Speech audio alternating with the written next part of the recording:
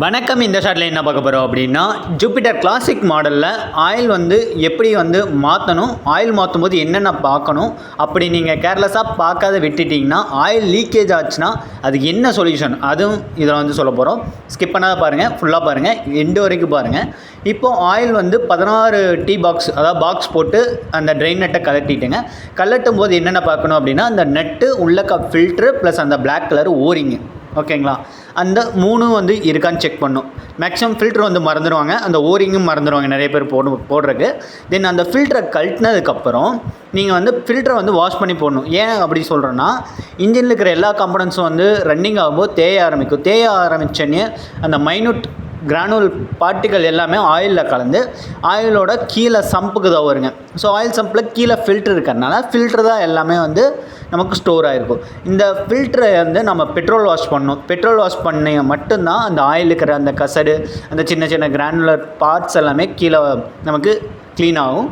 ஆயிலை வந்து ஃபில்டரை வந்து இந்த மாதிரி ஃபுல்லாக க்ளீன் பண்ணிக்கணும். ஆயில் ஃபில்டரை வந்து ஃபுல்லாக க்ளீன் பண்ணிவிட்டு அந்த நெட்டு ப்ளஸ் அந்த பிளாக் கலர் ஓரிங்கு ஃபுல்லாக எல்லாமே பெட்ரோல் வாஷ் பண்ணிடுங்க. வாட்டர் வாஷ் வேணால் பெட்ரோல் வாஷ் பண்ணிடுங்க. அப்போ தான் ஃபுல்லாக வந்து க்ளீன் ஆகும். இப்போ வாஷ் பண்ணதுக்கப்புறம் இந்த ஃபில்ட்ரு அசம்பிளியும் பாருங்கள். சில பேர் கிராஸாக வச்சு நெட்டை போட்டு டைட் பண்ணிடுறீங்க. இந்த மாதிரி பண்ணக்கூடாது. அந்த ஸ்டெப் இருக்குது பார்த்தீங்கன்னா, இந்த ஹோல்ஸ் இருக்குது பார்த்தீங்கன்னா, இந்த ஹோல்ஸில் இன்ஜின் பாடியில் ஸ்ட்ரைட்டாக ஒரு கரெக்டாக அசம்பிளி மாதிரி இருங்க. அந்த இன்ஜின் பாடியில் கரெக்டாக ஸ்ட்ரைட் ஃபார்வர்டாக வச்சுட்டு இந்த ஃபில்ட்ரு வந்து இந்த நெட்டை வந்து கரெக்டாக அசம்பிள் ஆகுங்க, ஓகேங்களா?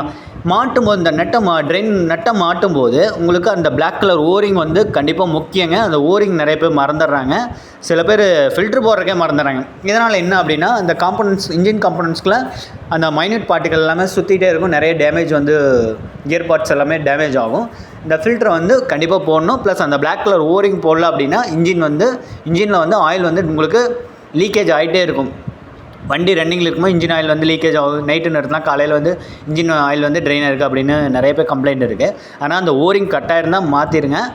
ஓரிங் கட் ஆகலை அப்படின்னா நல்லா இருந்துச்சுன்னா இந்த ஓரிங்காக போட்டலாம். ஸோ நான் ஃபில்ட்ரும் கரெக்டாக அசம்பிள் பண்ணிட்டேன், ஓரிங்கும் போட்டேன். இருந்தாலும் எனக்கு ஆயில் லீக்கேஜ் வருது அப்படிங்கிறாங்க நிறைய பேர்.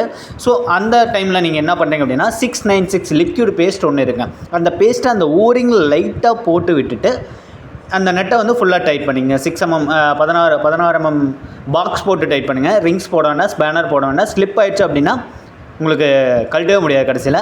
அவ்வளோதாங்க, சிம்பிள்.